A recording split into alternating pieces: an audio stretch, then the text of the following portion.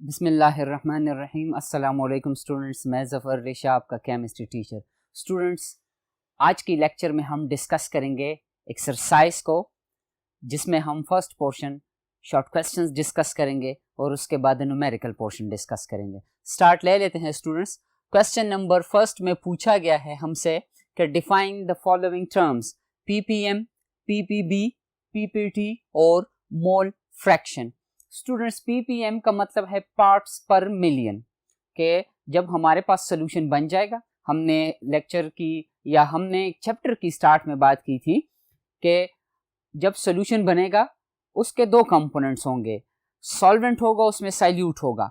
अब हम कहते हैं कि सॉल्वेंट के मिलियन पार्टिकल्स में से या मिलियन यूनिट्स में से साइल्यूट के कितने यूनिट्स होंगे। अगर हम कहते हैं कि सपोज 10 यूनिट्स हैं तो फिर वो सोल्यूशन होगा 10 ppm। इसी तरह स्टूडेंट्स, पीपीबी पर भी यही एक्सप्लेनेशन अप्लाई होगी। बिलियन पार्ट्स में से अगर 10, 20 या 100 या 200 पार्ट्स साइल्यूट के होंगे तो फिर उसको हम कहेंगे 200 ppb solution. This is concentration unit students. Concentration आप जानते हैं कि it is the number of molecules per unit volume, और पीपीटी पार्ट्स पर ट्रिलियन जो है वो ट्रिलियन यूनिट्स में से होगा फिर। ठीक है स्टूडेंट्स। और मोल फ्रैक्शन जो कि फोर्थ पोर्शन है इस क्वेश्चन का, जब हम सोल्यूशन बना लेते हैं, फॉर एग्जांपल हमने सोल्यूशन बनाया है पानी का और उसके साथ चीनी मिक्स किया है हमने, शुगर, जिसका केमिकल फार्मूला है C12H22O11। अब दोनों कंपोनेंट्स मिलकर सोल्यूशन देंगे हमें। अब इसमें से सॉल्वेंट के अपने नंबर ऑफ मोल्स होंगे और साइल्यूट के अपने नंबर ऑफ मोल्स होंगे। अब अगर हम इक्वेशन यूज करते हैं जैसे मोल फ्रैक्शन दो कंपोनेंट सिस्टम के लिए x1 x2 is equal to 1। Students, हम स्टार्ट ले लेते हैं पीपीएम सोल्यूशन से। पीपीएम सोल्यूशन के लिए हमारे पास जो इक्वेशन है कि मास और वॉल्यूम ऑफ साइल्यूट, साइल्यूट को हम मास यूनिट में या वॉल्यूम यूनिट में लें, कंसिडर कर लें, डिवाइडेड बाय मास और volume of the solution into 10 power 6। 10 power 6 is used for the million part. तो इस इक्वेशन को यूज करके हम पीपीएम सॉल्यूशन बना सकते हैं या कैलकुलेट कर सकते हैं उसकी कंसंट्रेशन को in terms of ppm. And same is the case with PPB and PPT. वही इक्वेशन है, लेकिन पीपीबी बिलियन की केस में हम फिर 10 पावर 9 और ट्रिलियन की केस में 10 पावर 12 का फिगर लगाएंगे उसके साथ। मोल फ्रैक्शन है स्टूडेंट्स, जैसे मोल फ्रैक्शन मैंने आपको बता दिया, दो कंपोनेंट्स हैं हमारे पास, जिसमें x1 जो है ये सॉल्वेंट को रिप्रेजेंट करेगा, x2 जो है ये साइल्यूट को रिप्रेजेंट करेगा। ठीक है स्टूडेंट्स। अब अगर हमारे पास 3 कंपोनेंट्स हो, 4 कंपोनेंट्स हो, जितने भी कंपोनेंट्स हो, लेकिन सम का मोल फ्रैक्शन जो होगा वो बराबर होगा 1 के। अब what is mole fraction? Mathematically हम देखते हैं स्टूडेंट्स कि mole fraction of component 1 is equal to number of moles of component 1 divided by total number of moles. अब N1 जो है this is used for the number of moles of solvent, N2 is used for the number of moles of the solute. तो ये mathematical equation है students, इससे हम mole fraction find करेंगे। ठीक है स्टूडेंट्स। जैसे एक जनरल एग्जांपल मैं आपके साथ कंसिडर कर लूं, अगर 1 मोल हमारे पास वाटर है और उसके साथ साथ 1 मोल सोडियम क्लोराइड है स्टूडेंट्स, तो total number of moles are 2। अगर हम वाटर का मोल फ्रैक्शन फाइंड करेंगे तो 1 number of moles of water is equal to 1 divided by number of moles of water 1 plus number of moles of sodium chloride that is 1। ये half हो जाएगा students. तो फिर इस केस में वाटर का मोल फ्रैक्शन जो होगा 0.5 होगा, और इसी तरह 0.5 सोडियम क्लोराइड के लिए भी होगा। अगर आपने 5 कंपोनेंट्स मिक्स किए हों स्टूडेंट्स तो सबका मोल फ्रैक्शन 1 के बराबर होगा। ठीक है। हर एक का अपना मोल फ्रैक्शन जो होगा वो लेस देन 1 होगा, लेकिन सबका मिलाकर 1 के बराबर होगा। ये था स्टूडेंट्स क्वेश्चन नंबर 1 का एक्सप्लेनेशन, आप चैप्टर में सीख चुके हैं। क्वेश्चन नंबर 2 में पूछा गया है स्टूडेंट्स हमसे कि what is molarity and what is molality. दोनों में से कौन सा टेम्परेचर डिपेंडेंट है या इनमें से कौन सा टेम्परेचर इंडिपेंडेंट है। स्टूडेंट्स, मोलैरिटी को हम कैपिटल एम से और मोलैलिटी को हम स्मॉल एम से रिप्रेजेंट करते हैं फॉर द आइडेंटिफिकेशन, ताकि हमें समझ आए कि कैपिटल एम अगर मोलेलिटी के लिए भी यूज होता तो हमें फिर पता ही नहीं चलता कि हम किस कंसंट्रेशन यूनिट की बात कर रहे हैं। तो molarity is the number of moles of solute divided by volume of solution in dm cube.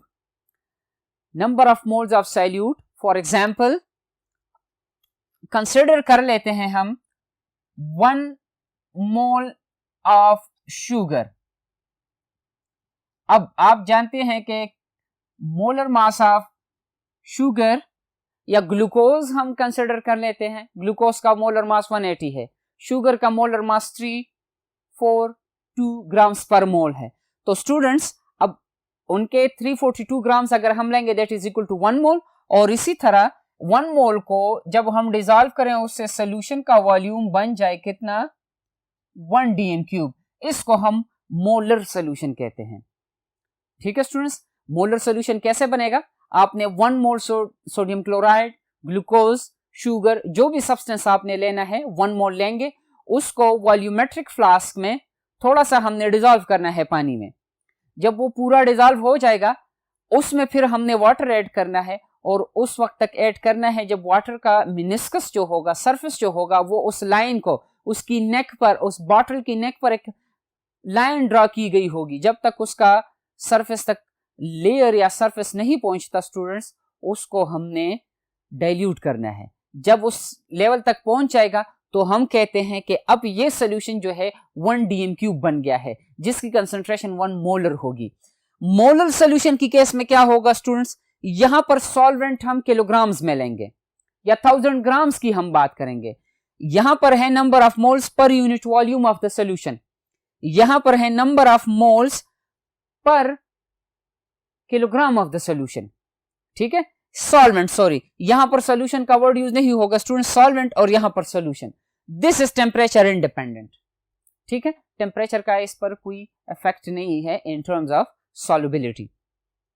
Question number 3 में क्या पूछा गया है, आइए स्टूडेंट्स बोर्ड नंबर 2 पे एक्सप्लेन करते हैं। स्टूडेंट्स क्वेश्चन नंबर 3 में हमसे पूछा गया है कि mole fraction is always equal to 1, mathematically prove करें।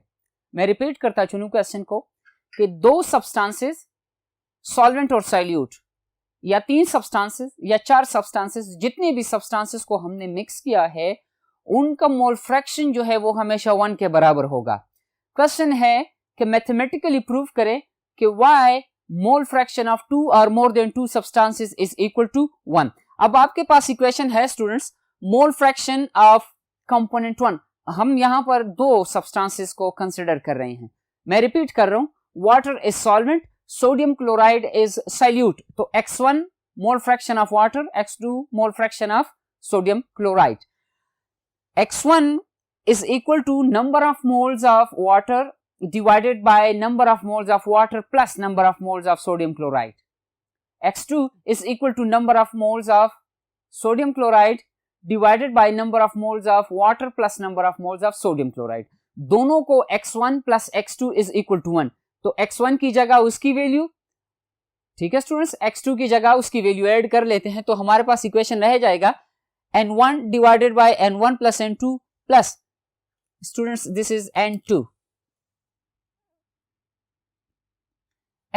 divided by n1 plus n2, simple mathematics है। ठीक है स्टूडेंट्स, एलसीएम हम लेंगे तो एलसीएम में हमारे पास n1 plus n2 आएगा। अब एलसीएम लोअर क्लासेस में आपने सीखा है, हमारे पास फाइनल इक्वेशन इस तरह रह जाएगा कि n1 plus n2 divided by n1 plus n2। अब सेम वैल्यूज अगर होंगी तो जब उसको हम डिवाइड करेंगे उसका आंसर क्या आएगा, हमारे पास 1 आएगा, तो x1 plus x2 is equal to 1। तो इसीलिए मैथमेटिकली आपने देखा कि 2 कंपोनेंट्स, चाहे 3 कंपोनेंट्स हो, चाहे 4 कंपोनेंट्स हो, जितने भी कंपोनेंट्स हो, जब उनको हम ऐड कर लेते हैं स्टूडेंट्स तो उनका मोल फ्रैक्शन 1 के बराबर होगा, और इंडिविजुअली हर एक कंपोनेंट का लेस देन 1 होगा। क्वेश्चन नंबर 4 में पूछा गया है हमसे कि what are colligative properties, define कर लें क्योंकि शॉर्ट क्वेश्चन है, और 4 कॉलिगेटिव प्रॉपर्टीज के नाम लिखें। तो हम कहते हैं स्टूडेंट्स के कॉलिगेटिव प्रॉपर्टी वो प्रॉपर्टी है, फिजिकल प्रॉपर्टी है सॉल्यूशंस की या लिक्विड्स की, जो कि अमाउंट ऑफ सॉल्यूट पर डिपेंडेंट है, ना कि उनकी नेचर पर। अगर हम उसमें से बॉइलिंग वाटर में फर्ज कर ले हम नमक मिक्स करते हैं, चीनी मिक्स कर लेते हैं, दूध मिक्स कर लेते हैं, जो भी हो, लेकिन उसका बॉइलिंग पॉइंट कितना कम होगा वो डिपेंड करेगा उनकी अमाउंट पर। अगर आपने फर्स्ट केस में 2 ग्राम ऐड किया है, सेकंड केस में आपने 10 ग्राम ऐड किए हैं, तो जो बॉइलिंग पॉइंट हाई होगा, एलिवेट होगा, वो 10 ग्राम की केस में ज्यादा होगा और 2 ग्राम की केस में कम। ऐसी प्रॉपर्टीज को हम कॉलिगेटिव प्रॉपर्टीज कहते हैं। 4 कॉलिगेटिव प्रॉपर्टीज हमने डिस्कस की थी चैप्टर्स में। सबसे फर्स्ट जो है लोअरिंग ऑफ वेपर प्रेशर है स्टूडेंट्स। सेकंड जो है एलिवेशन ऑफ बॉइलिंग पॉइंट है। वेपर प्रेशर आप जानते हैं कि it is the pressure exerted by the vapours of a particular liquid when there is a dynamic equilibrium between the rate of evaporation and rate of condensation। जब vapours का बनना और vapours का दोबारा लिक्विड में कन्वर्ट होना same speed से हो, तो उस वक्त किसी लिक्विड के वेपर्स जितना प्रेशर अप्लाई करेंगे उसको हम वेपर प्रेशर कहते हैं। जब उसमें सॉल्वेंट में अगर हम कोई सॉल्यूट ऐड कर लेते हैं स्टूडेंट्स, तो याद रखें उसका वेपर प्रेशर जो होगा, कम वेपर्स बनेंगे। Elevation of boiling point, boiling water में जब हम चाय बनाते हैं स्टूडेंट्स, बॉइलिंग वाटर में जब जैसे ही हम पत्ती ऐड कर लेते हैं उसकी बॉइलिंग खत्म हो जाती है, क्योंकि वेपर प्रेशर उसका कम हो जाता है, बॉइलिंग उसकी खत्म हो जाती है। कॉलिगेटिव प्रॉपर्टी है। डिप्रेशन इन फ्रीजिंग पॉइंट, अगर बर्फ 0 डिग्री सेल्सियस पर सॉलिड स्टेट में है तो उसको पानी में या बर्फ पर अगर हम नमक ऐड कर लेते हैं या कोई भी सॉल्यूट ऐड कर लेते हैं तो स्टूडेंट्स याद रखें उसका फ्रीजिंग पॉइंट नेगेटिव में चला जाएगा। ठीक है, ये जो आइसक्रीम जम जाता है, वो जो अक्सर गलियों में हथगड़ी जिनके पास हो, तो उसमें अक्सर आप लोगों ने देखा होगा एक बक्सा होगा, बक्से में होगा क्या, बर्फ, और उस बर्फ में नमक मिलाया हुआ होता है। अब उस नमक की एडिशन से उस बर्फ का टेम्परेचर नेगेटिव में गया होता है, जो कि इंतहाई ठंडी कंडीशंस होती हैं, इसलिए वो कुल्फी जो है वो जम जाती है उसमें। तो स्टूडेंट्स इसको हम डिप्रेशन इन फ्रीजिंग पॉइंट कहते हैं। और आखिरी जो है ऑस्मोटिक प्रेशर है। और क्वेश्चन नंबर 5 में भी ऑस्मोसिस और इसके एप्लीकेशन की बात की गई है। दोनों की केस में ऑस्मोसिस की वजाहत करता मैं चलूं स्टूडेंट्स, हमारे पास 2 सोल्यूशंस हैं, कंसंट्रेटेड है जिसमें चीनी है और दूसरी तरफ हमारे पास प्योर वाटर है। अब जहां पर प्योर वाटर है, जहां पर चीनी है या सोल्यूशन है, उस सोल्यूशन में वाटर की कंसंट्रेशन कम है, तो जब उनको हम एक सेमी परमिएबल मेम्ब्रेन के साथ जुदा कर ले एक दूसरे से, तो होगा क्या, पानी हायर कंसंट्रेटेड से लेस कंसंट्रेटेड सॉल्यूशन की तरफ जाएगा। इस प्रोसेस को हम ऑस्मोसिस कहते हैं। ऑस्मोटिक प्रेशर किसको कहते हैं in terms of colligative properties, जब हम प्रेशर अप्लाई कर लें तो उस ऑस्मोसिस प्रोसेस को हम रिवर्स करवाते हैं, जिसको हम रिवर्स ऑस्मोसिस कहते हैं। ये ऑस्मोसिस की वजाहत थी। और एप्लीकेशंस की बात है students, purification of sea water है, प्लांट सेल में टर्जिडिटी जब आ जाती है, अब सेल का जो प्लाज्मा मेम्ब्रेन है या जो साइटोप्लाज्म है उससे अगर डिहाइड्रेशन कॉज ना हो, प्लाज्मोलिसिस है वगैरह। ये एप्लीकेशंस और ये टॉपिक्स जो है हमने चैप्टर में डिस्कस किए हैं डिटेल के साथ। स्टूडेंट्स क्वेश्चन नंबर 5 पर हमारा शॉर्ट क्वेश्चंस का जो पोर्शन है थ्योरेटिकल वो कंप्लीट हो जाता है। नेक्स्ट पोर्शन इस एक्सरसाइज का हमारा रिलेटेड है न्यूमेरिकल पोर्शन से। अब न्यूमेरिकल्स में क्वेश्चन नंबर 1 में पूछा गया है कि calculate the molarity. What is molarity, कैसे कैलकुलेट करेंगे हम। बोर्ड नंबर 1 पर आपने इक्वेशन देखा था कि मोलैरिटी को हम कैपिटल M से रिप्रेजेंट करते हैं and it is the number of moles of solute per dm cube of the solution. मैं आपको ओरली एक्सप्लेन करता हूं, कैलकुलेशन आपने खुद करनी है। स्टूडेंट्स 2.0 ग्राम या 2 ग्राम सल्फ्यूरिक एसिड है जिसको 2 डीएम क्यूब ऑफ सॉल्वेंट में डिसॉल्व किया गया है। Suppose this is water. अब 2 ग्राम है स्टूडेंट्स, हमने 2 ग्राम को पहले कन्वर्ट करना है नंबर ऑफ मोल्स में, तो 2 डिवाइडेड बाय 98। सल्फ्यूरिक एसिड का मोलर मास जो है 98 है। अब जब उसको हम 2 पे डिवाइड कर लेते हैं, उससे जो भी वैल्यू आएगी स्टूडेंट्स उसको फिर आप कहते हैं कि सपोज हम कहते हैं कि 0.5 की वैल्यू आ जाती है सपोज, या 0.01 की वैल्यू आ जाती है। अब ये वैल्यू जो है इसको हमने डिवाइड करना है पर dm cube of the solution में। अगर आप देखते हैं स्टूडेंट्स 2 डीएम क्यूब है, सपोज हम कहते हैं कि 1 dm क्यूब में इसकी कंसंट्रेशन 0.1 है, तो 2 dm क्यूब में कितनी होगी, उसका हाफ होगा। इसी तरह सोडियम हाइड्रोक्साइड है स्टूडेंट्स, 0.4 ग्राम है इन 100 cc या सेंटीमीटर क्यूब ऑफ वाटर में। तो स्टूडेंट्स यहां पर 4 को आपने ग्राम से मोल्स में कन्वर्ट करना है। 0.4 ग्राम डिवाइडेड बाय 40 0.04 के बराबर होगा मोल्स में, ठीक है। आपने 100 को कन्वर्ट करना है सेंटीमीटर क्यूब की यूनिट से डेसीमीटर क्यूब की यूनिट में, 1000 पर डिवाइड कर ले, यू विल गेट 0.1। तो 0.04 डिवाइडेड बाय 0.1, इससे जो रिस्पेक्टिव आंसर आएगा that is the concentration of sodium hydroxide solution. And same is the case with the sodium carbonate. 0.5 को मोल्स में कन्वर्ट कर लें, molar mass of sodium carbonate is 106 और 250 को 1000 पर डिवाइड कर लें, you will get the volume of solution in dm cube, decimetre cube. CC से स्मॉलर यूनिट से जब हम लार्जर में जाते हैं तो डिवीजन करते हैं। क्वेश्चन नंबर 2 में है स्टूडेंट्स कि मोल फ्रैक्शन कैलकुलेट कर ले। मोल फ्रैक्शन के लिए इक्वेशन है आपके सामने कि mole fraction of component 1 is equal to number of moles of component 1 divided by number of moles of component 1 plus 2 and same is the case with the second component x2 n2 divided by n1 plus n2। तो students 2.5 इसकी जगह पर लगा लें, ठीक है ना students, divided by n1 2.5 plus 1.5, 2.5 plus 1.5 is equal to 4।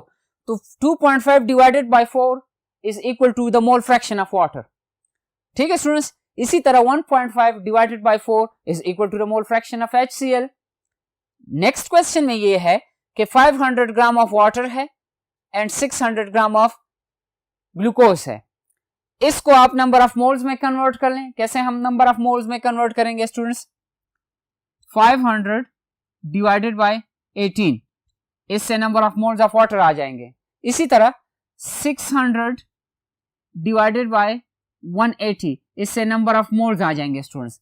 तो इससे जो आंसर आया है वो और इससे जो आंसर आया है वो नंबर ऑफ मोल्स होंगे। इसकी केस में number of moles is equal to n1, इसकी केस में number of moles is equal to n2। पहले इस इक्वेशन में वैल्यूज ऐड कर लें, यहां से जो वैल्यू आई है n1, फिर यहां से जो वैल्यू n1 और यहां से जो वैल्यू आई है n2, n1 divided by n1 plus n2। Simple mathematics हैं स्टूडेंट्स, कर लें, कैलकुलेट कर लें, you will get the answer.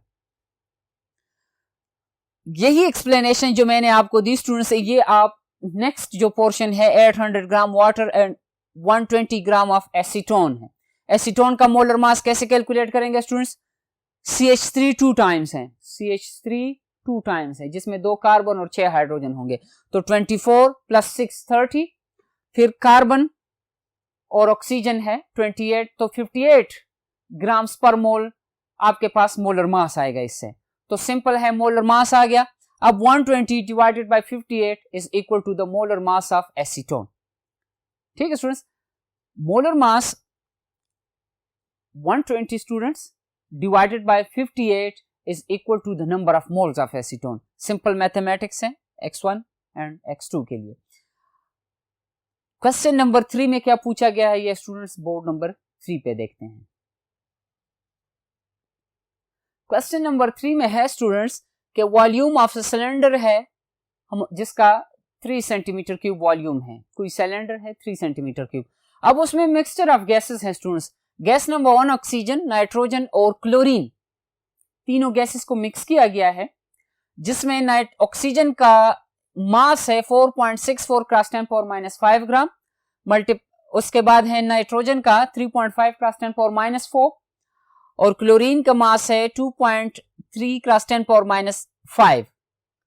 पूछा गया है अगर ये कंडीशन है तो इसको आप पार्ट्स पर मिलियन में और पार्ट्स पर बिलियन में कैलकुलेट कर। पार्ट्स पर मिलियन, इसके लिए मैं बता दूं आपको स्टूडेंट्स, इसकी जगह 4.64 cross 10 power minus 5 divided by 3।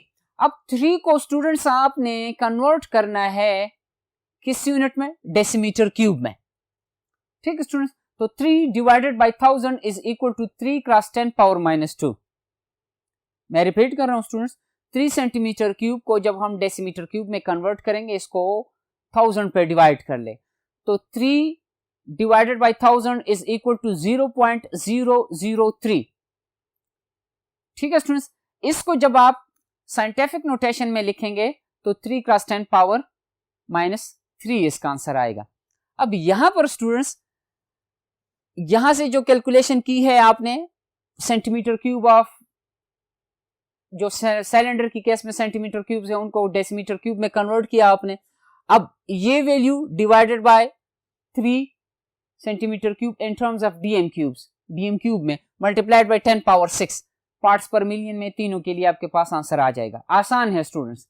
और पार्ट्स पर बिलियन के लिए this is billion students, not ppm, PPB. PPB की केस में आपने 10 पावर 9 के साथ मल्टीप्लिकेशन करनी है। सिंपल मैथमेटिक्स है, सिंपल वैल्यूज हैं, डिवीजन, मल्टीप्लिकेशन। फाइनल जो आंसर आपका आएगा वो पार्ट्स पर बिलियन में या पार्ट्स पर मिलियन में आएगा स्टूडेंट्स। और क्वेश्चन नंबर 4 में पूछा गया है कि कोई ऑर्गेनिक कंपाउंड है जिसके 6.4 ग्राम हमने डिसॉल्व किए हैं बेंजीन में। बेंजीन का मास कितना है? 25.6 ग्राम स्टूडेंट्स। उसकी फ्रीजिंग पॉइंट में जो डिप्रेशन आई है, फ्रीजिंग पॉइंट जो कम हो गया है वो 1 डिग्री से कम हुआ है। फर्ज कर लो वो फ्रीज हो रहा था 10 डिग्री सेल्सियस पर, अब वो 9 पर होगा, टेम्परेचर उसका कम हो गया है। इसमें से जो क्रायोस्कोपिक कांस्टेंट है जिसको हम KF रिप्रेजेंट करते हैं, दैट इज 5.1।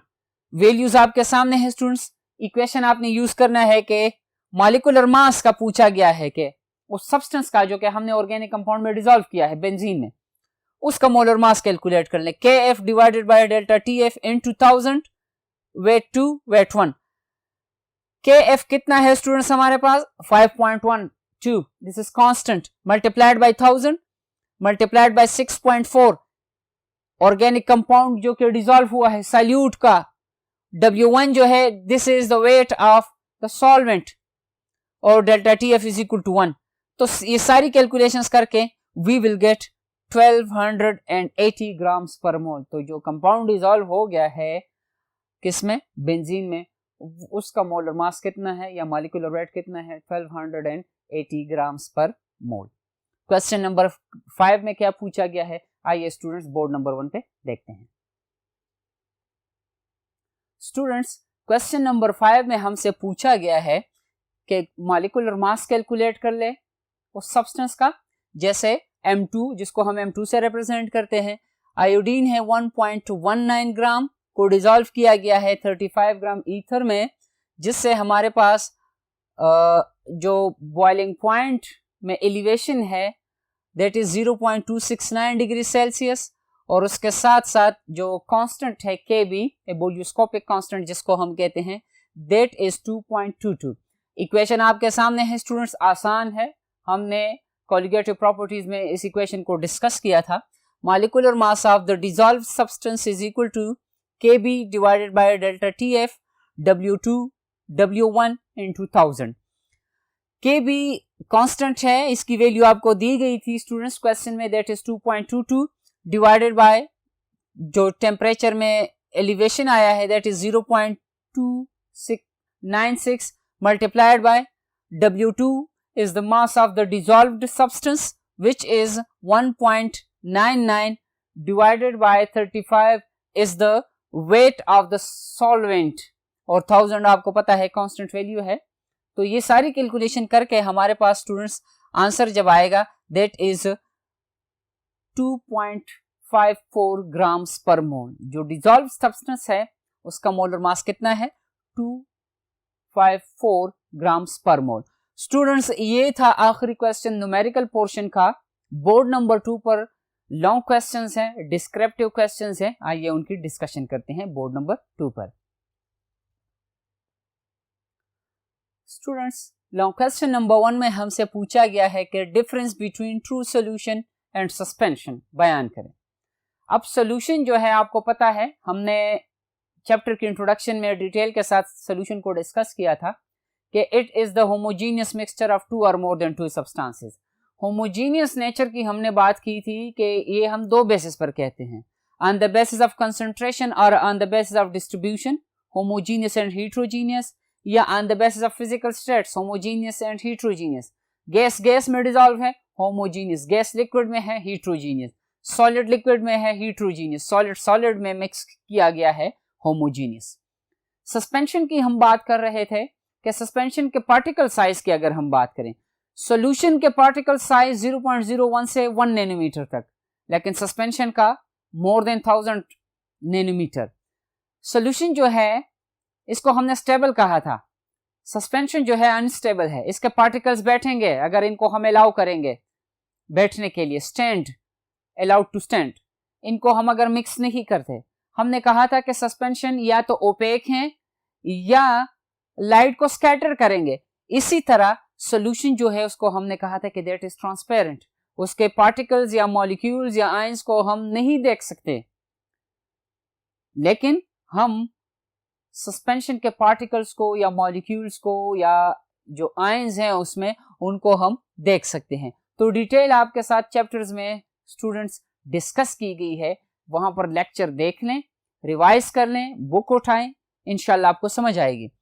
नेक्स्ट क्वेश्चन जो है स्टूडेंट्स के, define solubility and what are the factors affecting solubility. Solubility को हम स्टूडेंट्स इसी तरह डिफाइन करते हैं किसी सॉल्वेंट के लिए कि एट अ पार्टिकुलर टेम्परेचर, एक खास टेम्परेचर पर इतना सैल्यूट जो कि 100 ग्राम सॉल्वेंट को सैचुरेट करे। At a particular temperature specific amount, specific जरूरी नहीं है कि हमेशा ही 10 ग्राम हो या 200 ग्राम हो या जितना भी हो, लेकिन इतना अमाउंट ऑफ सोल्यूट जो 100 ग्राम ऑफ सॉल्वेंट को सैचुरेट करे उसको हम सॉल्युबिलिटी कहते हैं। फॉर एग्जांपल, सोडियम क्लोराइड की सॉल्युबिलिटी एक प्रोपोज्ड वैल्यू में बता रहा हूं 50 ग्राम पर 100 ग्राम है। This is the solubility of sodium chloride. अब फैक्टर्स अफेक्टिंग की हम बात करते हैं। One of the factor is pressure. अब अगर गैसेस की बात हो सॉल्युबिलिटी के लिए, क्योंकि सॉल्युबिलिटी ऑफ गैसेस इज या can be affected by pressure, pressure जितना ज्यादा होगा सॉल्युबिलिटी गैसेस की लिक्विड्स में ज्यादा होगी।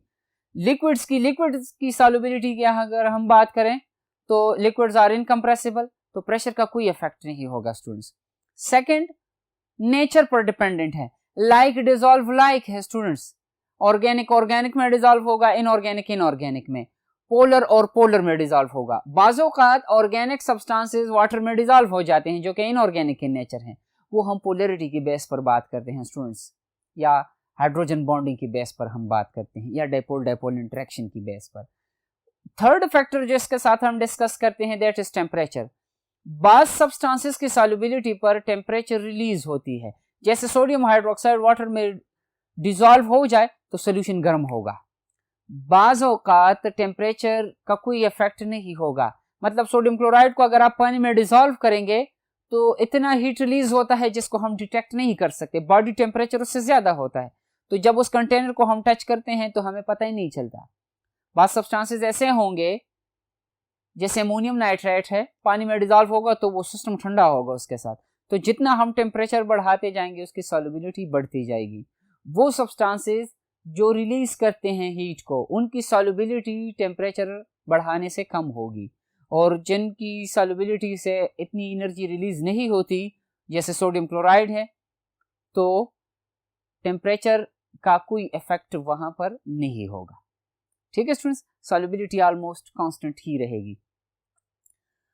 नेक्स्ट क्वेश्चन है कि क्लासिफिकेशन करें आप लोग कोलॉइड्स की on the basis of solute and solvent interaction, उसकी बेस पर कोलॉइड्स को डिफाइन करें। तो स्टूडेंट्स अगर ये क्वेश्चन आपने अटेम्प्ट करना है तो पहले आप कोलॉइड्स को डिफाइन करेंगे कि ये कोलॉइड वो स्टेट है जो सोल्यूशन और सस्पेंशन के दरमियान में है। पार्टिकल साइज की बात करनी है आपने, कुछ प्रॉपर्टीज एक्सप्लेन कर लें, बता दें, जैसे दीज आर लाइट स्कैटरिंग, ये लाइट को स्कैटर करते हैं, ये फिल्टर नहीं हो सकते लेकिन इनकी फिल्ट्रेशन के लिए हम अल्ट्रा फिल्टर्स यूज करते हैं। ठीक है स्टूडेंट्स, अब सॉल्वेंट की बेस पर हम कहते हैं कि अगर अदर देन वाटर कोई सॉल्वेंट हो और उसमें कोलाइड के जो पार्टिकल्स हैं जिसको हम डिस्पर्स्ड फेज कहते हैं, डिस्पर्शन मीडियम और डिस्पर्स्ड पार्टिकल्स या फेज के दरमियान अगर फोर्सेस ऑफ अट्रैक्शन डेवलप हो तो उनको हम लायोफिलिक कहते हैं, फाइल लाइकिंग को कहते हैं, लविंग को। तो अगर वाटर को हमने एज अ सॉल्वेंट यूज किया है तो फिर उसको हम हाइड्रोफिलिक कहेंगे, अदर देन वाटर लायोफिलिक। इसी तरह कोलॉइड्स की केस में जब रिपल्शन हो या अट्रैक्शन ना हो तो वहां पर हम लायोफोबिक कवर्ड यूज करेंगे, लायोफोबिक। और साथ साथ में अगर हम वाटर को एज अ सॉल्वेंट यूज करेंगे तो फिर उसको हम हाइड्रोफोबिक कहते हैं। लायोफिलिक की केस में हम कहते हैं कि these are reversible colloids. Hydrophobic या लायोफोबिक की केस में हम कहते हैं कि दीज आर इररिवर्सिबल। इररिवर्सिबल जो है अनस्टेबल है और रिवर्सिबल जो है ये स्टेबल है। इनकी डिटेल हम चैप्टर में डिस्कस कर चुके हैं स्टूडेंट्स। क्वेश्चन नंबर 4 है कि राउल्ट्स लॉ का स्टेटमेंट लिखें। व्हाट इज राउल्ट्स लॉ, उसका स्टेटमेंट क्या है, और लोअरिंग ऑफ वेपर प्रेशर को एक्सप्लेन करें कि वेपर प्रेशर सॉल्यूट के एडिशन से उस पर उसके वेपर प्रेशर पर क्या असर होगा, वेपर प्रेशर कम होगा कितना कम होगा। क्वांटिटेटिव एनालिसिस या क्वांटिटेटिवली हमसे पूछा गया है। राउल्ट्स लॉ का स्टेटमेंट है स्टूडेंट्स कि अगर दो कंपोनेंट्स हैं तो उसमें किसी भी कंपोनेंट का वेपर प्रेशर जो होगा वो बराबर होगा vapour pressure of the pure substance multiplied by the mole fraction of that substance. Solvent का वेपर प्रेशर है P0 और X जो है this is the mole fraction of the solute dissolved. Students याद रखें, जब हमारे पास कोई प्योर सॉल्वेंट होगा, प्योर लिक्विड होगा, तो उसके वेपर ज्यादा बनेंगे। उस वक्त ज्यादा बनेंगे जब उसकी सोल्यूशन की हम बात करें। डिफरेंट लिक्विड्स के लिए डिफरेंट वेपर प्रेशर है। वेपर प्रेशर जितना ज्यादा होगा इसका मतलब यह है कि फोर्सेस ऑफ अट्रैक्शन या इंटरमॉलिक्यूलर फोर्सेस ऑफ अट्रैक्शन वहां पर कमजोर हैं। अब जब हम किसी लिक्विड में, पानी में हमने नमक मिक्स किया तो उसका वेपर प्रेशर कम हो जाएगा। कितना कम होगा, ग्राफिकली हमने एक्सप्लेनेशन दी थी और उसके साथ एक न्यूमेरिकल हमने डिस्कस किया था, वो या एग्जाम्पल हमने डिस्कस किया था, या mathematical form of Raoult's law हमने डिस्कस किया था इस टॉपिक के साथ। ठीक है स्टूडेंट्स। नेक्स्ट क्वेश्चन में पूछा गया है कि ऑस्मोसिस प्रोसेस को डिफाइन करें, उसके साथ ऑस्मोटिक प्रेशर है और डेली एप्लीकेशन है, उनकी बात हो गई है। शॉर्ट क्वेश्चन के पोर्शन में भी आपके साथ ऑस्मोसिस को डिस्कस किया गया स्टूडेंट्स कि ये वो प्रोसेस है जिसमें हायर कंसंट्रेशन से लोअर कंसंट्रेशन तक मॉलिक्यूलर मोशन होगी सॉल्वेंट के, ना कि सॉल्यूट के, थ्रू सेमी परमिएबल मेम्ब्रेन। ठीक है स्टूडेंट्स। क्वेश्चन नंबर 6 है कि डिफ्रेशन इन फ्रीजिंग पॉइंट को एक्सप्लेन करें और इससे हम कैसे मॉलिक्यूलर वेट को कैलकुलेट करते हैं। मैंने आपको बता दिया स्टूडेंट्स के प्योर वाटर अगर है तो वो 0 डिग्री सेल्सियस पर सॉलिड स्टेट में कन्वर्ट होगा। अब अगर उसमें हम कोई इंप्योरिटी ऐड करते हैं, इंप्योरिटी ऐड का मतलब है इंप्योरिटी का कोई सॉल्यूट ऐड करते हैं, तो उससे उसका फ्रीजिंग पॉइंट 0 से नीचे चला जाएगा। इसको हम डिप्रेशन इन फ्रीजिंग पॉइंट कहते हैं। और जो इक्वेशन यूज होता है इस क्वेश्चन में वो हमने कुछ देर पहले न्यूमेरिकल पोर्शन में डिस्कस किया। टॉपिक देखें स्टूडेंट्स, लेक्चर सुने और उसके साथ किताब खोल के देखें, इंशाल्लाह आपको समझ आएगी। रिवाइज कर लें। और आखिरी क्वेश्चन जो है इस एक्सरसाइज का, that is elevation of boiling point, और उससे मॉलिक्यूलर मास हम कैसे कैलकुलेट करेंगे। एलिवेशन ऑफ बॉइलिंग पॉइंट का मतलब ये है स्टूडेंट्स, प्योर वाटर में आपने अल्कोहल मिक्स किया तो pure water at 1 atmospheric pressure boil होगा 100 डिग्री सेल्सियस पर। जिसमें आपने अल्कोहल मिक्स किया हुआ है स्टूडेंट्स, वो सोल्यूशन जो होगा वो 100 से ज्यादा या हायर टेम्परेचर पर बॉयल होगा। इसको हम एलिवेशन ऑफ बॉइलिंग पॉइंट कहते हैं। फिर इसकी वजाहत हमने ग्राफ से की थी। उस ग्राफ से हमने एक इक्वेशन डेवलप किया था और इस इक्वेशन में ये था कि सॉल्यूट का अमाउंट जितना ज्यादा होगा एलिवेशन ऑफ बॉइलिंग पॉइंट और उसके साथ साथ depression in freezing point, lowering of vapour pressure और ऑस्मोटिक प्रेशर का क्या असर होगा। हमने इसलिए इसको कोलिगेटिव प्रॉपर्टी डिफाइन किया था कि it depends on the amount of the solute rather than the nature of the solvent.